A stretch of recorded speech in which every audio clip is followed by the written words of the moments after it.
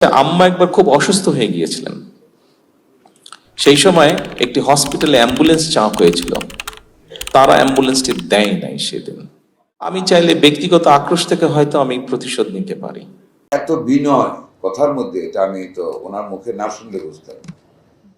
রাজনীতিবিদগণ রাষ্ট্র পরিচালনার দায়িত্বে থাকলেও একজন রাজনৈতিক কর্মী হিসাবে আমি বিশ্বাস করি জ্ঞানী গুণীজন দিক নির্দেশনার ভূমিকা পালন করে থাকেন।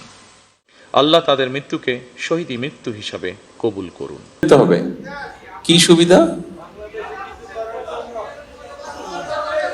একজন একজন একজন আচ্ছা ভাইরা, সবাই একটু চুপ করবেন, চুপ করবেন।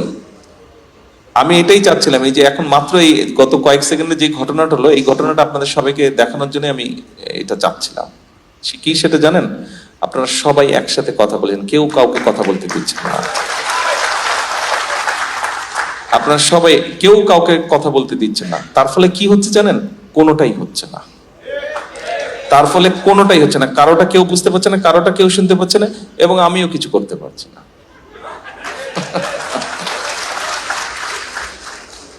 এই জায়গাটা থেকে আমাদের আসতে হবে। প্রিয় ভাই বোনেরা, প্রিয় প্রবাসী ভাইয়েরা, দেখুন আপনারা আমার বিগত এক যুগ সম্পর্কে আমার উপর দিয়ে কি গিয়েছে, আমার পরিবারের সাথে কি হয়েছে, কম বেশি একটা ধারণা আপনাদের আছে। আমি কয়েকদিন আগে বাংলাদেশে বেশ কিছু সাংবাদিক ভাইদের সাথে আমি কথা বলছিলাম। সেখানে আমি একটা কথা বলেছিলাম, সেখানে ওনাদের সকলের সামনে আমি একটি কথা বলেছিলাম। দেখুন, বিশেষ করে 1/11-এর পরে এবং তার পরেও বিভিন্ন সময় কতগুলো ঘটনা ঘটেছিল আমার সাথে, কতগুলো ঘটনা ঘটেছে আমার মায়ের সাথে, কতগুলো ঘটনা ঘটেছে আমার বাবা ভাইয়ের সাথে, বিভিন্ন ঘটনা ঘটেছে। আপনাদের হয়তো ভুলে গেছেন, সেই সময় হয়তো অনেকেই দেখেছেন, বাট এখন ভুলে গেছেন। আম্মা একবার না ভুলে গেছেন, যেটা আমি বলবো ভুলে গেছেন, ভুলাটাই স্বাভাবিক। সেটা হচ্ছে আম্মা একবার খুব অসুস্থ হয়ে গিয়েছিলেন। সেই সময় একটি হসপিটালে অ্যাম্বুলেন্স চাওয়া হয়েছিল, তারা অ্যাম্বুলেন্সটি দেয় নাই সেদিন। ঠিক আছে, এখন এক মিনিট, আমি যেটা বলতে চাইছি দয়া করে একটু শুনুন। তারা সেটি দেয়নি অ্যাম্বুলেন্সটি। এখন আজকে এই মুহূর্তে বিএনপি দেশ পরিচালনার দায়িত্বে আছে, I am the prime minister. আমি চাইলে ব্যক্তিগত আক্রোশ থেকে হয়তো আমি প্রতিশোধ নিতে পারি, কিন্তু আমি যদি নেই তাতে বেনিফিটটা কি হবে বলতে পারেন? কোনো বেনিফিট হবে কারো? কোনো বেনিফিট হবে না। যেই কথাটি আমি বলতে চাইছি, আমি গত প্রায় কতক্ষণ ধরে কথা বলছি, 1 ঘন্টা হচ্ছে, এই যে গত 45 মিনিট ধরে কথা বলছি, গত 45 মিনিট যাবত কথা বলছি, যে জিনিসটা আপনাদেরকে বোঝাতে চাইছি সেটি হচ্ছে যে দেখুন, আমাদেরকে একটি বিষয় থেকে বের হতে হবে। আপনাদের সামনে যে পরিকল্পনাগুলো তুলে ধরলাম, এই পরিকল্পনাগুলো আমাদের সবার জন্যই আমরা করেছি।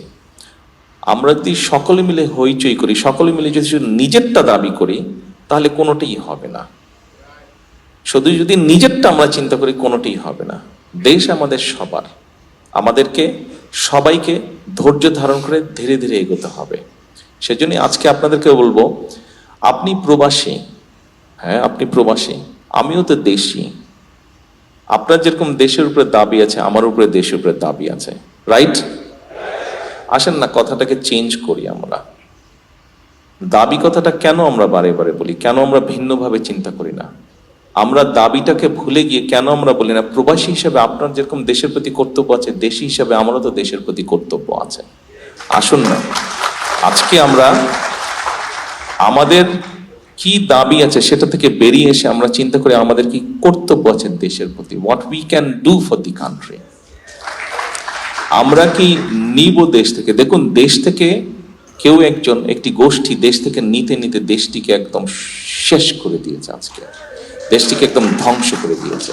ঠিক আছে, হয়েছে, ঠিক আছে হয়েছে, কি করার? কিছু করার ছিল না। আমরা চেষ্টা করেছি, বুকের রক্ত দিয়েছে মানুষ, দেশকে স্বৈরাচার মুক্ত করেছে। এখন আসুন আমরা সকলে মিলে কি করতে পারি দেশের জন্য, এইটিতে আমরা আসি। এত বিনয় কথার মধ্যে, এটা আমি তো ওনার মুখে না শুনলে বুঝতাম। যে আপনারা রাখতেও পারেন আমার কথাটা, নাও রাখতে পারেন। আমি কিন্তু হুবহু কোট করতেছি, রাখতেও পারেন আমার কথাটা, নাও রাখতে পারেন। তবে আমি অনেক চিন্তা ভাবনা করে দেখেছি আপনাদেরকে আমার বলা উচিত। এখন আপনাদের ইচ্ছা, আমি যেটা বলবো আমি এটা করতেছি। আমার আব্বা তার প্রতি মাসে বেতন থেকে 10% বেতন সরকারি কোষাগারে ফেরত দিতেন গরিব মিসকিন মানুষদের সহযোগিতা করার জন্য বা সরকারি কোনো প্রয়োজনে খরচ করার জন্য। আমি কিন্তু বেতন নিচ্ছি, আমি না নিয়ে চলতে পারতেছি না, এটা পরে আসে। আমি কিন্তু প্রতি মাসে 10% 11,500 টাকা, আমার 1,15,000 টাকা আমার বেসিক বেতন।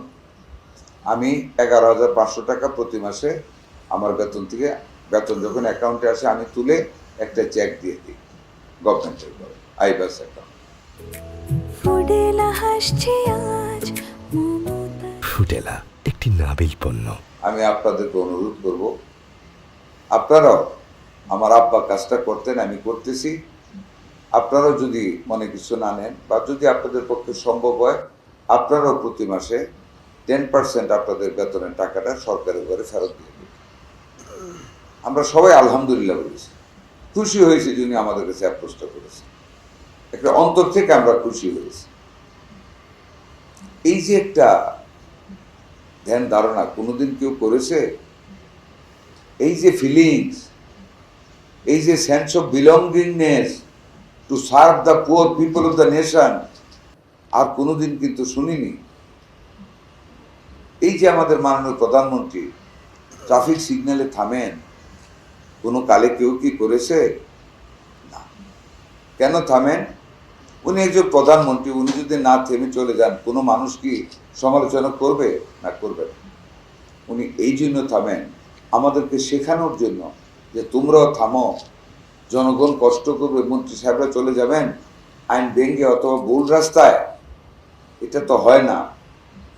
আপনারা তো দেখেছেন বিগত সরকার আমলে একদিক দিয়ে ভিড় থাকলে উল্টা রাস্তা দিয়ে মন্ত্রীরা চলে গেছে, এমপিরাও গেছে আগে।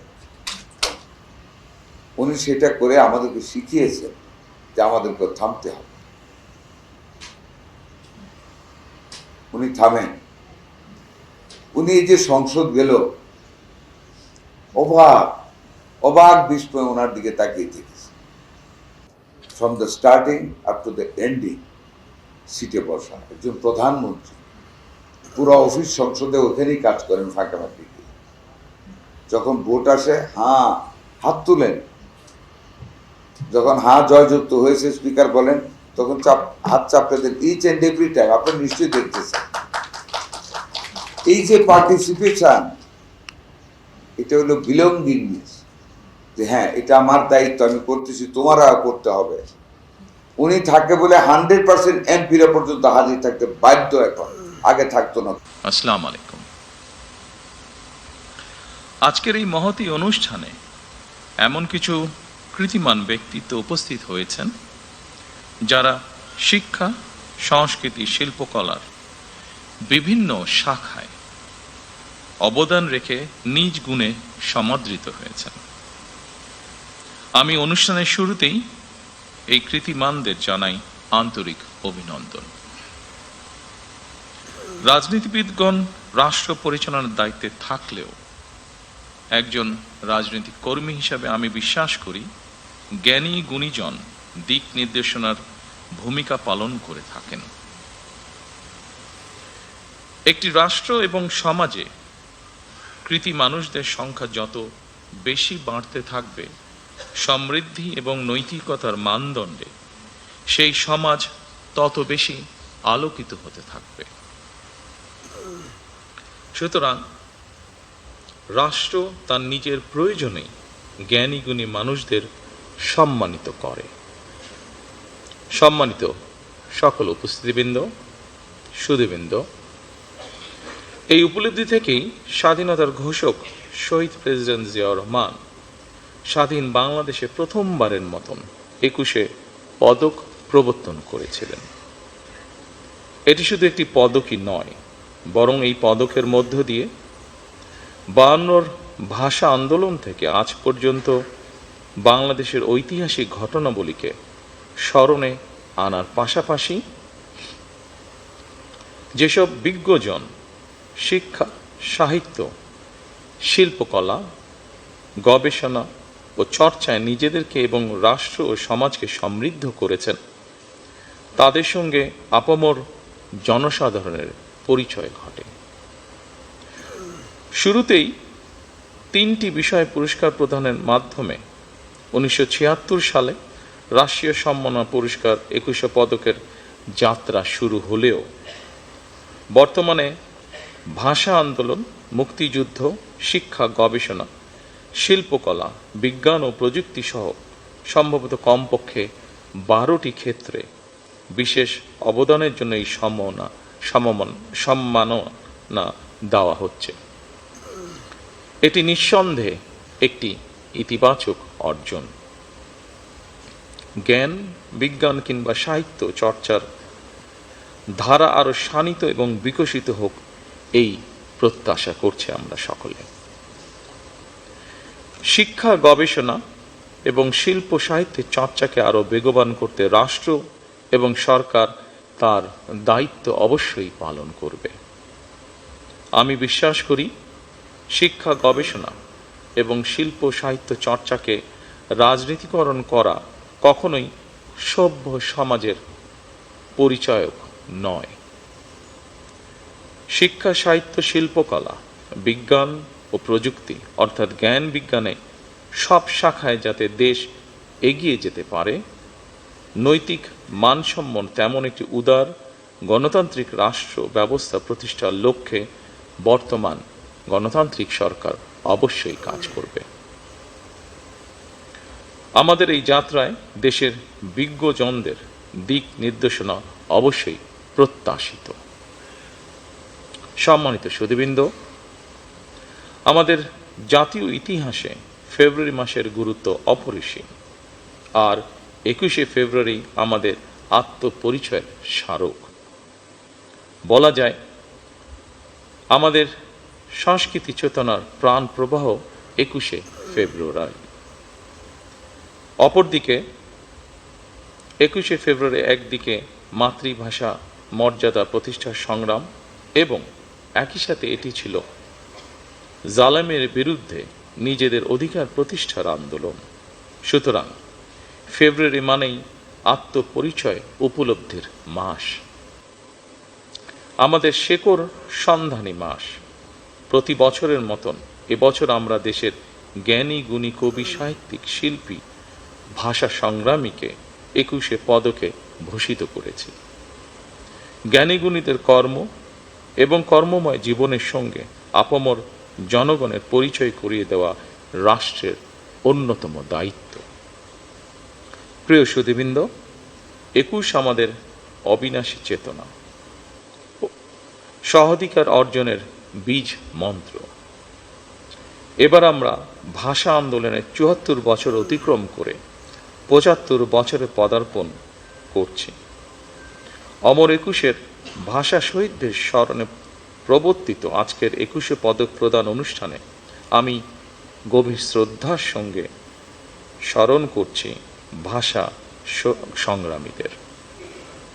আল্লাহ তাদের মৃত্যুকে শহীদি মৃত্যু হিসাবে কবুল করুন।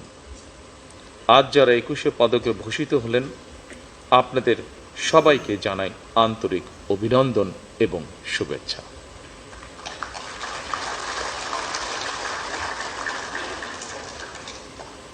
আপনাদের